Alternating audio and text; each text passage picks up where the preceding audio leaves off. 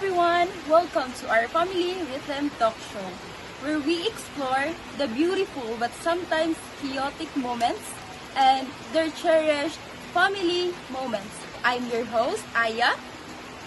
And Jeannie, and today we are so fortunate to have a very special guest, the Amancio family. Please give a warm welcome to Mr. and Mrs. Amancio. Mrs. Amancio, let's start with you. As the head of family, for you, what is the most important between work and family? Para na ako, balance. Kahit panahon sa pamilya na sa time sa trabaho. Mr. Amancio, can you share a time when your family faced a big family conflict and what did you do to solve it? Ang financially, siyempre, pamilya na makagigil ng kalisod. Anang time, pagkakuha na yun, di mo naman silbi sa duguan mo paubos yun. Pasag-usap, sabot-sabot. Lara. For you both, how does your family support during busy days? Morning hapon siguro dahil time management. Now, let's talk about the reality of many couples today. What helps you to manage your career and family life? Suporta, gikan sa pamilya o flexible time. For you both, how did you manage stress and how does it affect a work life? Mahatag og time nga magkabanding-banding, magsuroy-suroy, bisag din nilang dapita sa ako. With bibigin og sa akong animal love.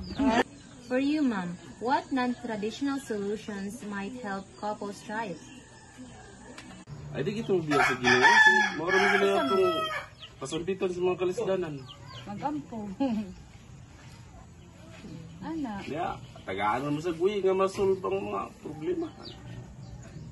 Alright, for our final segment, about the unsung hero of household management, unpaid family work, the cooking, cleaning, bills, and errands. Mrs. Amancio, how did you divide the household when you only have one daughter? Og ganahan sila mo trabaho. Pero dili okay ra. Ibibigin og ganahan lang laba o maayo. Manghugas maayo pero dili okay ra sad. Bain-bain nun tang trabaho niya. Malabi yun. Malabi lang ako. And finally, what's the most important valuable lesson you've learned about cooperation and teamwork? About managing our household responsibilities. Ako nakatunan dahil nga, huwag magtinabangay lang, masigaan yung trabaho. Dali rasad mo. Dali, rasad mo man. Say kapoy.